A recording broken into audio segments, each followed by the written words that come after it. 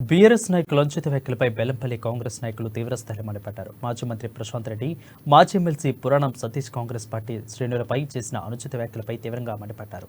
బెల్లంపల్లిలో గతంలో కాంగ్రెస్ ప్రభుత్వంలో ఇందిరమ్మ పథకం ద్వారా లబ్ధిదారులకు అందజేసిన ఇందిరమ్మ స్థలాలను పూర్తి విచారణ చేపట్టి తిరిగి నిర్మించి లబ్ధిదారులకు అందజేస్తామని అన్నారు. కన్నాల గ్రామ పంచాయతీలో ఉన్న ప్రభుత్వ భూమిని బీఆర్ఎస్ నేతలు కబ్జా చేస్తున్నారంటూ ఆరోపించారు. గతంలో షేమ్షీర్ నగర్లో ఉన్న నిరుపేద కుటుంబాలు కట్టుకున్న ఇళ్లను కూల్చేసి వారిని రోడ్డుపై పడేసిన గత ప్రభుత్వ అక్రమాలను అరికెట్టే విధంగా వారికి మళ్లీ ఇల్లు నిర్మించుకునే అవకాశం కల్పిస్తామని అన్నారు. భారీ మెజార్టీతో గెలిపించి ఈ రోజు గవర్నమెంట్ వచ్చినాక కనీసం మీరు అధికారం పోయిన తర్వాత కూడా మీకు సిగ్గు శరం లేకుంటే మీరు ఏం ప్రతిపక్షంలో మీరు ప్రోత్సహించి ఏం పబ్లిక్ మేలు చేస్తారు? మీరు ఖబర్దార్, ఇంకొకసారి చెప్తారా, మా కార్యకర్తలు కానీ ఎవరికేమీ అత్తే ఊపుకునే సమస్య లేదు. మేమే చెప్తాం, మా కాంగ్రెస్ పార్టీ కార్యకర్తలు మాకు సరిపోతారు, టీఆర్ఎస్ లో వద్దని మేమే చెప్తాం. మేము వాళ్ళని బెదిరించి తీసుకుంటేంది? నీ లెక్క భయబాంతుని పెట్టి చెప్పుదా నీ మీద ఈ కేసు నీ మీద.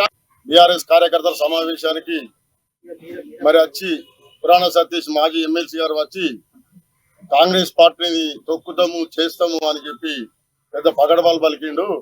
ఆ తొక్కించుకునే తత్వం మీది మాది కాదు. మేము కాంగ్రెస్ పార్టీ కార్యకర్తలం. ఇంకా మీకు బుద్ధి కూడా వస్తలేదు. ఇంత భారీ మెజారిటీ తోటి మీరు ఓడిపోయినారు, మీ రాష్ట్రం ఓడిపోయింది. మీరు